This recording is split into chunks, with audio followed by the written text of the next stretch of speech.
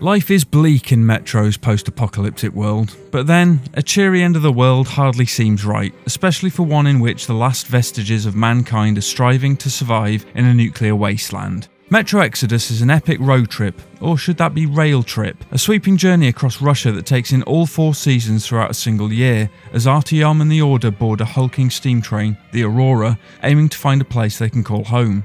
Hope rarely illuminates Metro Exodus, but the freedom afforded by the Aurora promises a brighter future. Artyom and the gang have an intense, enjoyable fight on their hands to find it, albeit one also fraught with peril, and Metro Exodus sees the series emerging from the tunnels of the Metro in favour of a slightly more open-ended structure. Harsh, wintry snow gives way to searing desert heat, with mutants and hostile roving bandit gangs remaining a constant throughout. Constant too is the need to scavenge crafting resources and ammunition, because gone are the weapon and ammo vendors, leaving you to fend for yourself using metal and chemicals. Everything from bullets to medkits, gas mask filters and explosives can be cobbled together using what few bits you'll find lying around. Using your new backpack, you can craft rudimentary stuff on the move, but it's only at workbenches that you're able to clean and maintain your guns and gas mask, or resupply with ammunition. Battling to reach a safe haven is part and parcel of the challenge in Metro Exodus, and like Metro 2033 and Last Light before it, making incremental progress is immensely rewarding. The game's gunplay is also uniformly excellent, encounters with foes made all the more exciting by some pretty smart enemy AI, and the fact that each and every bullet matters. Wasting ammo simply isn't an option in Metro Exodus. At one point I accidentally lobbed a valuable Molotov and got quite upset. What a waste. 4A Games has perfectly paced Metro Exodus 2, interspersing its expansive, more open sections with linear subterranean sojourns, laden with memorable set pieces and ample opportunity for stealth. And Metro still does stealth impeccably. Crafting feeds into your chosen playstyle too, weapons dropped by enemies available to strip for parts that can then be attached to your rifles, shotguns or handguns. You can take a basic gun and fit it with all manner of attachments to entirely repurpose its functionality, with scopes, barrels, clips, muzzles and more yours to experiment with. There's a depth here only lightly touched upon in the previous Metro games, but in Exodus it's fully fleshed out and utterly fantastic.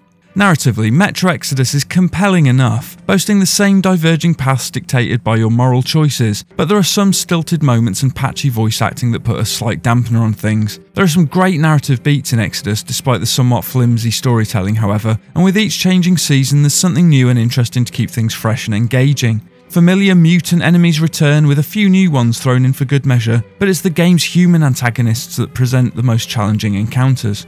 Once you arrive in the Caspian Desert, the sea dried out long ago, as summer rolls into view, Exodus takes a turn towards Mad Max territory. An unscrupulous baron lords it over an enslaved population while holding vast quantities of fuel hostage. Yeah, sounds a bit familiar. You can even get behind the wheel of a van and splatter mutants on your bumper if you like. Exodus also throws a variety of optional objectives at you too, like bringing back a lost guitar or a teddy bear, giving Artyom the chance to redress his moral balance and explore off the beaten track. And they're all nicely marked on your map as enticing little question marks that encourage poking around all corners of Metro's inhospitable and devastatingly pretty environments.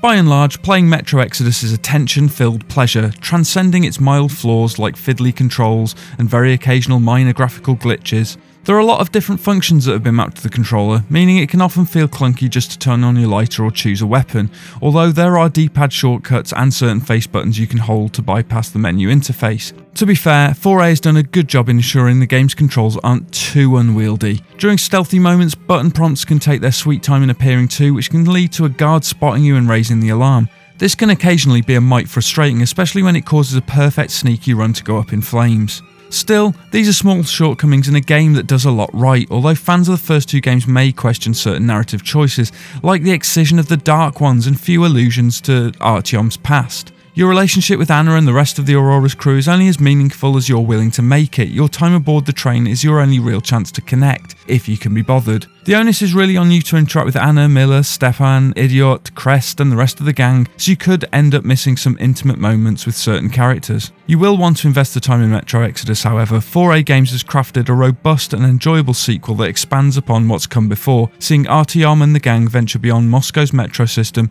and out into the great beyond. This emphasis on open world exploration doesn't detract from the traditional Metro experience either, which is enhanced by resource management using Artyom's spiffy new backpack. scavenging for supplies and veering off piste to see what secrets you can uncover. There are plenty of claustrophobic junctures, numerous tight tense sequences, and more than a modicum of the macabre in its corpse-ridden post-nuclear expanses.